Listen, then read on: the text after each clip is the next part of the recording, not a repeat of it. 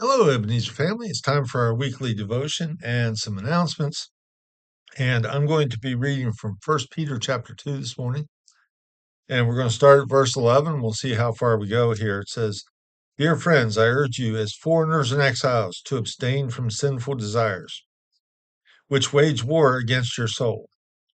Live such good lives among the pagans that though they accuse you of doing wrong, they may see your good deeds and glorify God on the day he visits us.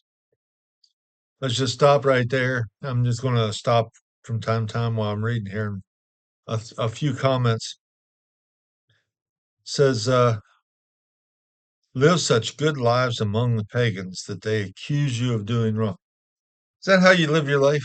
Do you live your life so good, so godly, so much um, Christ-like that people accuse you of doing wrong? Or do you live your life to fit in with those around you? I guess that's what Peter's trying to get to here. Don't live like those around you. Live a godly life.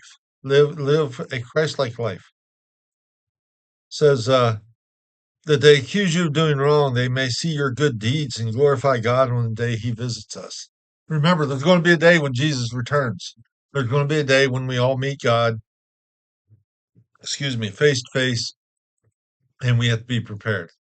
Um, going on from verse 13, it says, Submit yourselves for the Lord's sake to every human authority, whether to the emperor as the supreme authority or to governors who are sent by him to punish those who do wrong and to commend those who do right.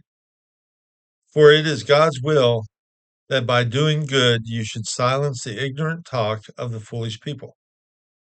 Live as free people, but do not use your freedom as a cover up for evil. Live as God's slaves. Show proper respect to everyone. Love the family of believers. Fear God. Honor the emperor. A lot of information right there in that short couple verses. Um, he says again, the way we live is important. He says, don't use it as a cover up. Don't live a fake life and try to cover it up with falsehoods. Live what you believe. Live it out. Live your faith out. He says, uh, because we are God's people, we have a lot of freedoms. Don't abuse them. Don't say, well, this is okay just because. Just because. Dig into the scriptures, find out what God's opinion is on it. And I mean, the way we talk, the way we think, the way we act, um, the way we love others, that's all in God's word. And we need to go to it as the supreme authority. He tells us to says, for the Lord's sake, to every submit yourselves for the Lord's sake to every human authority. In other words, we have human authorities over us, and we have to understand that that's what the government does. They are an authority over us. But when it says for the Lord's sake, submit to these authorities, it means God comes first. So don't allow the government to dictate something in your life that allows you to sin against God, because we have to take God's authority first. But we are submitted, subject to the authority of the government officials put over us. The funny thing is, that's whether you like them or not. Um, I still believe that God has allowed those people in authority over us to be in those positions for a reason. And while we may not understand it or may not know it, God is still at work. He's at work around us all the time. Um, that ends up. He says, show proper respect to everyone. That's a pretty powerful statement. If you think about how you treat others, do you show proper respect to everyone? Love the family of believers, fear God, honor the emperor. Pretty much lays it out here in First Peter. and tells us how we are supposed to live. So I encourage you, I challenge you to just sit back and think about the way you're living. Are you living a life honoring God? And all these things uh, tell us how to honor God with our life. All right. So with that said, we have a few announcements here. Let's see here. Pumpkin rolls will be ready to pick up on Sunday, the November the 2nd. You can pay when you pick them up. We'll have a couple folks back in the kitchen area. You can stop back here and pick them up. Yesterday, that was the 26th, we had our thank offering Sunday, our mission Sunday. And thank you for everybody that participated, helped out in any way. That was I think it was a great Sunday.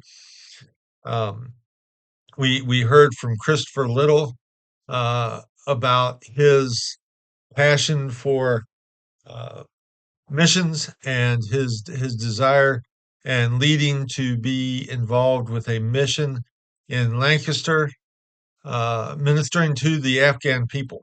Apparently, there's a population of approximately 1,000 of them over there, and that's where him and his wife Liz will be headed uh, in the very near future. They'll be establishing a home in the area and ministering to those people. He's already very active in preparations for that, and it was just really good to hear from him. Now we're collecting money for the UB Thank Offering. That's done by UB Global, our missions branch in our denomination, and that money is going to help young people get their start preparation for missions, and they're trying to raise, I believe it's $39,000, and we at Ebenezer would like to be part of that. Uh, you had the opportunity to give in the offering yesterday. We will collect it as well next Sunday, and then send that money off to UB Global. So if you feel led to help in that area, by all means, just put it in the offering box. Clearly mark it for the thank offering. If you have questions about what exactly that goes to, there's still some flyers in the front foyer of the church, and you can always come and talk to me, and I'll try to help you understand that. Other announcements. November 30th is our quarterly trip out to Heritage Hills, and we'll be celebrating Christmas time with them there. There's a sign up in the information hallway with that. Heritage Christmas is the first two Fridays in December, and Ebenezer will have a table set up down there. We'll be giving out cookies and hot chocolate. And if you would like to help donate cookies, so we have plenty, there's a sign up there in the information hallway as well. November 7th, we have a game night coming up at 6 o'clock, and it starts at 6. There'll be snacks available. And at 7, I hear that there's going to be bingo with prizes. Come on out for an evening of fellowship. And Thursday, I just got told about this one. That's, I believe, the 30th. Two different times. One is from 9 to 12 in the morning, and the other is 6 to 8 in the evening. We are going to have a OCC party where they are going to pack some kits to be put in shoe boxes. I imagine this could be like school kits or fishing kits or sewing kits. Karen is hard at work putting that stuff together, but she needs some hands to do it. So if you got a few minutes during those time periods, that's Thursday from 9 to 12, or in the evening 6 to 8. Come on out to the church and help her out by getting those things ready for our shoebox party in November. I think that is all the announcements I have today. So until next week, enjoy life, experience God.